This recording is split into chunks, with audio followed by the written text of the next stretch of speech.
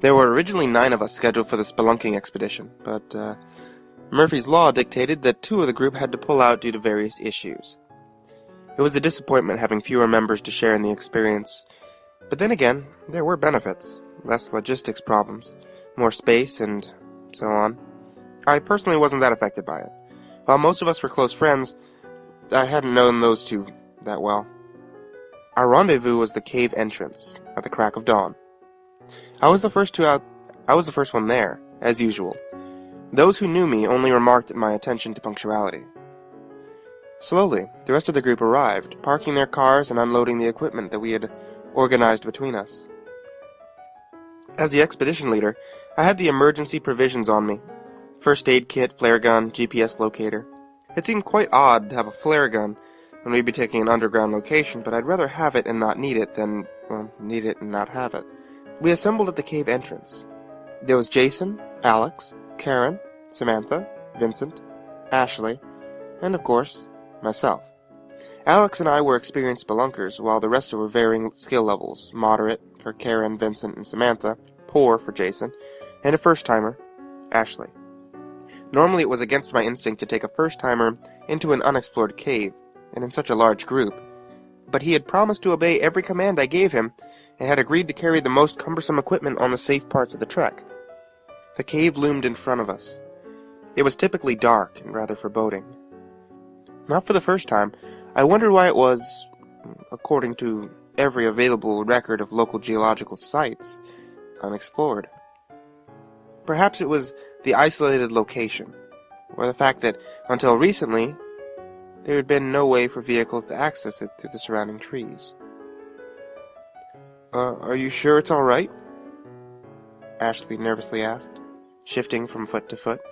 His earlier bravado had deserted him. "Yeah, you can't change your mind once we're in, so decide now," I said flatly, turning around without waiting for an answer. He'd make up his own mind without any further input from me. The rest of the group followed me. After a few moments of apparent indecision, Ashley hurried in front of the rest of the group. Soon the darkness swallowed us whole. Inside the cave was quite larger than it appeared. It proceeded inwards about 200 meters, and then sloped down quite quickly. As per usual, I ordered the group members to buddy up, a system in which the group divided into pairs and threes, and were responsible for keeping together. Ashley and I were partners, given that I was the most experienced and he was the least. It wasn't as fun spelunking when you had to care for somebody else, but it was a necessary evil. Besides, he was a quick learner. Soon the sunlight from the cave's mouth faded. "Flares out, everybody," I ordered. One by one, the expedition members cracked the flares. As per local guidelines, each member carried 2 packs of 30 handheld flares. It may have been excessive, but the flares weren't very strong and only provided enough light for the immediate area around the user. I took a glow stick from my pack and wedged it into the rock beside me. Only I carried these, and they were quite stronger than the flares, able to last up to 12 hours with diminishing light after 8. I would use them to mark our trail back up. Slowly we continued down. The handheld flares lasted for 15 minutes on average, and soon we reached an edge. I ordered the group to stop 5 feet from the precipice, where the ground leveled out. As you might have noticed, I'm a stickler for safety measures, but not without good reason. I didn't want a death on my hands. "Ashley, crack a flare and throw it down," I said, watching to see how he did it.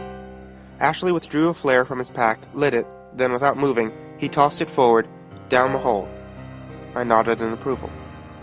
He hadn't moved forward from the 5-meter guideline. I crept forward to the precipice and looked into the abyss. Then I saw it. Descending into darkness, barely half a meter from the cliff edge, was what appeared to be a staircase. The light of the flare made one thing quite clear. It wasn't a man-made staircase. At least it didn't look like one. It appeared to be hewn out of the descending rock, meaning that the original cliff had been extended further into the cave. The stairs were rough and uneven, but it was close enough for government work, as the saying goes. "What is that?" one of the group members asked from behind me. "Looks like a natural staircase of sorts." I answered, distracted. I withdrew another glow stick from my bag and planted it at the top of the stairs. Let's go. We descended cautiously, for caves are notoriously deceptive. Ahead of me, the darkness grew thicker. It seemed palpable, almost physical. As if my thoughts were true, the flares we held seemed to diminish in the face of the abyss. After 50 or so steps, I reached the bottom. That's when I heard the crack.